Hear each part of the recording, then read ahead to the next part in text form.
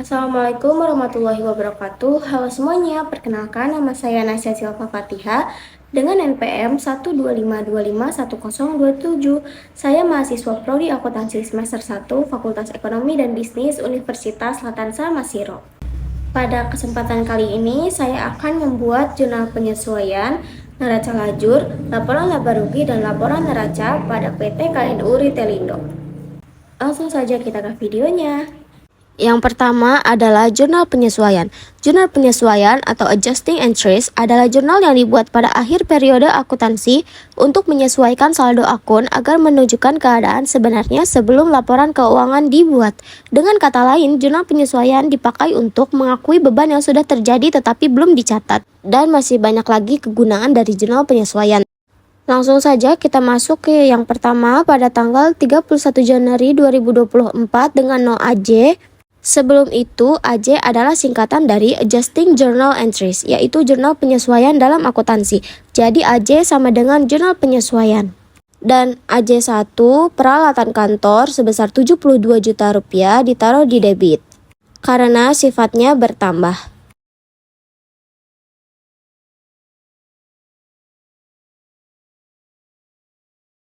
Dan selanjutnya, utang usaha pihak ketiga sebesar 72 juta rupiah ditaruh di kredit karena sifatnya berkurang. Dan yang kedua, pada tanggal 31 Januari 2024 dengan no AJ2 dengan keterangan beban penyusutan sebesar Rp1.500.000 ditaruh di debit karena sifat beban kali ini bertambah. Dan selanjutnya, akumulasi beban penyusutan sebesar Rp1.500.000 ditaruh di kredit karena yang namanya akumulasi pasti berkurang dan berkurang ditaruh di kredit.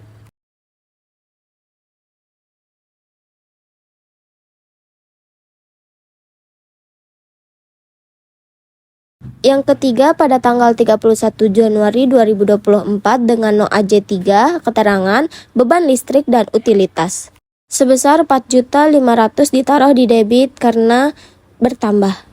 Dan selanjutnya beban akrual sebesar Rp4.500.000 ditaruh di kredit karena sifatnya berkurang. Maka total dari jurnal penyesuaian kita kali ini sebesar Rp78 juta. Dan ini dia jurnal penyesuaian yang sudah saya buat dan sudah kita review. Selanjutnya adalah neraca lajur. Di sini saya sudah membuat neraca lajurnya, jadi kita review satu-satu. Sebelum itu, neraca lajur adalah lembar kerja bertahap yang memuat neraca saldo, penyesuaian, neraca saldo setelah penyesuaian, lajur laporan laba rugi, dan lajur neraca. Tujuannya mempermudah penyusunan laporan keuangan tanpa harus membuat jurnal tiap langkahnya. Dan salah satu fungsi neraca lajur adalah menunjukkan saldo akun sebelum dan sesudah penyesuaian. Nama akun yang pertama adalah kas dan setara kas. Ditaruh di debit neraca saldo, ditaruh di debit neraca saldo disesuaikan, dan ditaruh di debit lajur neraca. Kenapa ditaruh di debit? Karena selain kas adalah aset, saldo normal aset adalah debit. Dan lebih simpelnya karena di sini perusahaan menerima uang, jadi dicatatnya di debit. Dan juga fungsi kas untuk membiayai segala kebutuhan perusahaan. Dan sebaliknya, jika kas dan setara kas ditaruh di kredit, itu artinya kas telah melakukan pengeluaran, maka dari itu ditaruh di kredit. Lanjut ke nama akun yang kedua adalah piutang usaha, sebesar Rp70 juta. Ditaruh di debit neraca saldo, ditaruh di debit neraca saldo disesuaikan, dan ditaruh di debit lajur neraca. Kenapa ditaruh di debit? Karena piutang adalah aset dan saldo normal aset adalah debit. Dan selain itu, piutang usaha adalah kegiatan perusahaan untuk menerima uang dari pelanggan. Dan di mana-mana menerima uang adalah kegiatan menambah bukan berkurang. Jadi ditaruh di debit. Nama akun yang ketiga adalah persediaan. Ditaruh di debit neraca saldo, ditaruh di debit neraca saldo disesuaikan, dan ditaruh di debit lajur neraca sebesar Rp145 juta. Kenapa ditaruh di debit? Karena saldo normal aset adalah debit.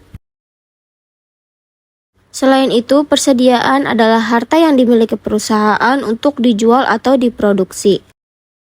Dan karena termasuk aset, maka otomatis dimasukkan ke dalam neraca.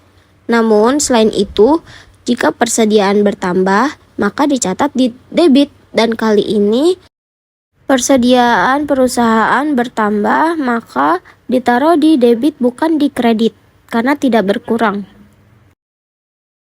Nama akun yang keempat adalah utang usaha. Yang pertama ditaruh di kredit neraca saldo sebesar 105 juta rupiah dan ditaruh di kredit penyesuaian sebesar 72 juta rupiah. Setelah itu, di neraca saldo disesuaikan dijumlahkan sebesar 177 juta rupiah ditaruh di kredit karena hasil pertambahan dari neraca saldo dan penyesuaian.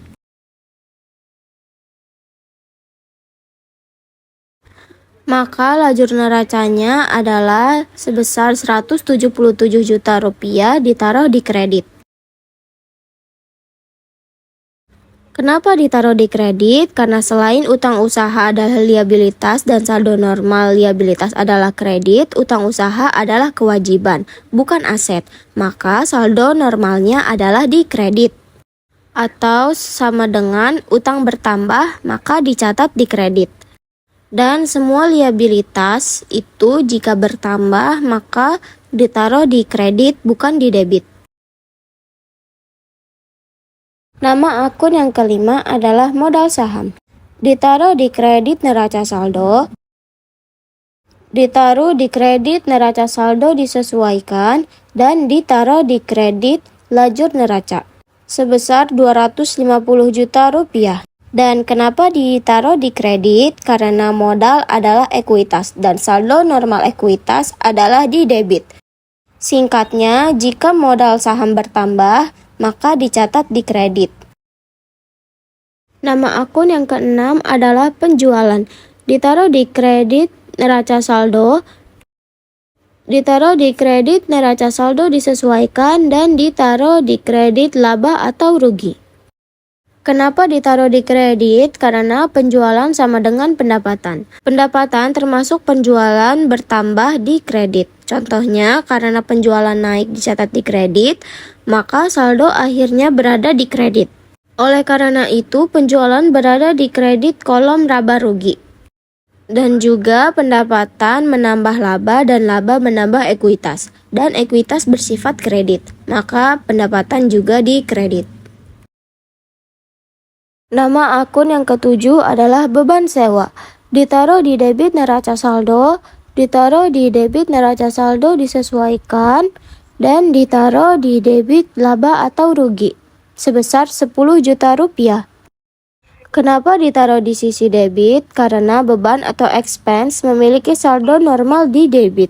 Dan dalam neraca lajur, beban selalu ditempatkan di dalam kolom laba rugi. Lebih singkatnya, semua jenis beban memiliki saldo normal di debit. Karena beban bertambah di kredit, maka dalam neraca lajur juga ditaruh di debit. Nama akun yang kedelapan adalah beban gaji. Ditaruh di debit neraca saldo. Ditaruh di debit neraca saldo disesuaikan dan ditaruh di debit laba atau rugi sebesar 25 juta rupiah. Kenapa ditaruh di debit? Karena beban atau expense selalu bersaldo normal di debit. Dan dalam neraca lajur, beban dimasukkan ke kolom debit laba rugi. Dan sifatnya jika bertambah maka ditaruh di debit. Dan di sini total awal dari neraca saldo adalah sebesar 485 juta rupiah. Selanjutnya nama akun peralatan kantor. Ditaruh di debit penyesuaian, ditaruh di debit neraca saldo disesuaikan, dan ditaruh di debit lajur neraca sebesar 72 juta rupiah. Kenapa ditaruh di debit? Karena peralatan termasuk aset dan semua aset memiliki saldo normal di kredit. Selain itu, peralatan kantor adalah harta perusahaan yang digunakan lebih dari satu periode. Oleh karena itu, peralatan termasuk ke dalam aset tetap dan aset selalu bersaldo normal di kredit. Selanjutnya, nama akun akumulasi penyusutan ditaruh di kredit penyesuaian, ditaruh di kredit neraca saldo disesuaikan, dan ditaruh di kredit lajur neraca sebesar Rp1.500.000. Kenapa ditaruh di kredit? Karena akumulasi penyusutan bukan aset, tetapi akun yang mengurangi aset tetap. Dan oleh karena itu, karena fungsinya mengulangi nilai aset, maka akunnya memiliki saldo normal di kredit, kebalikan dari aset yang normalnya di debit. Dan juga setiap penyesuaian penyusutan maka bertambah atau dicatat di kredit. Selanjutnya, nama akun beban penyusutan ditaruh di debit penyesuaian, ditaruh di debit neraca saldo disesuaikan, dan ditaruh di debit laba atau rugi sebesar Rp1.500.000. Kenapa ditaruh di debit? Karena beban penyusutan adalah beban atau expense, dan semua beban selalu bersaldo normal di debit. Jadi, jika beban bertambah, maka ditulis di debit. Selanjutnya, nama akun beban listrik ditaruh di debit penyesuaian, ditaruh di debit neraca saldo disesuaikan, dan ditaruh di debit laba atau rugi sebesar Rp4.500.000. Kenapa ditaruh di debit? Karena semua beban bersaldo normal di debit, maka jika beban bertambah akan ditaruh di debit. Selanjutnya, nama akun beban akrual ditaruh di kredit penyesuaian, ditaruh di kredit neraca saldo disesuaikan, dan ditaruh di debit laba atau rugi sebesar Rp4.500.000. Dan di sini total penyesuaian sebesar Rp78 juta di debit dan kredit penyesuaian. Dan total NSD sebesar Rp563 juta di kredit dan debit neraca saldo disesuaikan. Dan pada kolom lajur neraca debit sebesar Rp522 juta dan kreditnya Rp433 juta. Di sini belum balance karena belum dihitung bersama laba bersih. Dan di sini total laba atau rugi sebesar Rp41 juta di kredit dan Rp130 juta di kredit. Dan juga laba bersihnya sebesar Rp89 juta. Dari mana dihitungnya laba bersih? Dari dikuranginya kredit laba rugi dengan debit laba rugi. Dan yang terakhir, total seimbang atau balance sebesar Rp130 juta di debit dan kredit laba rugi, dan di sini sudah balance.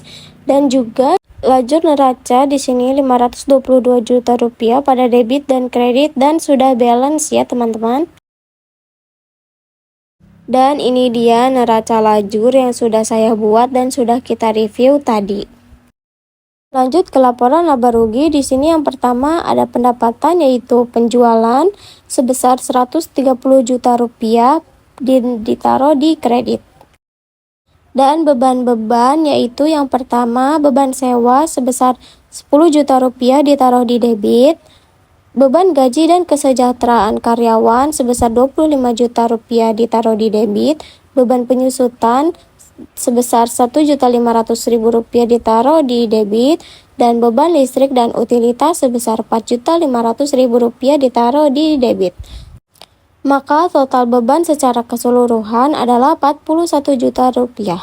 Laba bersihnya penjualan dikurangi dengan total beban, maka hasilnya Rp89 juta. Kita lanjut ke laporan posisi keuangan atau neraca. Di sini yang pertama ada aset dan liabilitas dan ekuitas. Yang pertama, grup aset lancar dan liabilitas jangka pendek, yaitu kas dan setara kas sebesar Rp235 juta dan utang usaha pihak ketiga sebesar Rp177 juta.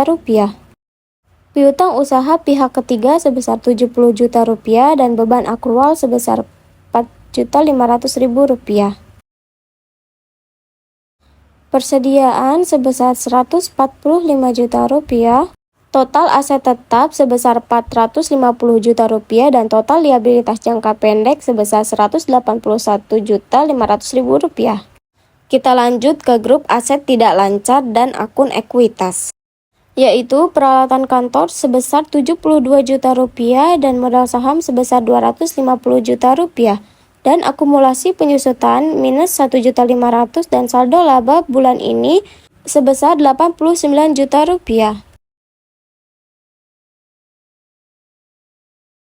Nilai buku aset tetap sebesar Rp70.500.000 dan total ekuitas sebesar Rp339 juta.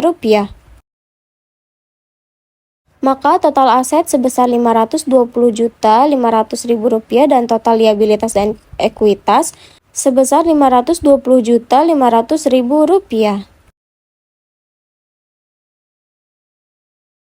Dan ini dia laporan posisi keuangan neraca yang sudah saya buat dan sudah kita review. Mungkin cukup sekian materi yang bisa saya sampaikan. Kurang dan lebihnya mohon maaf. Wassalamualaikum warahmatullahi wabarakatuh.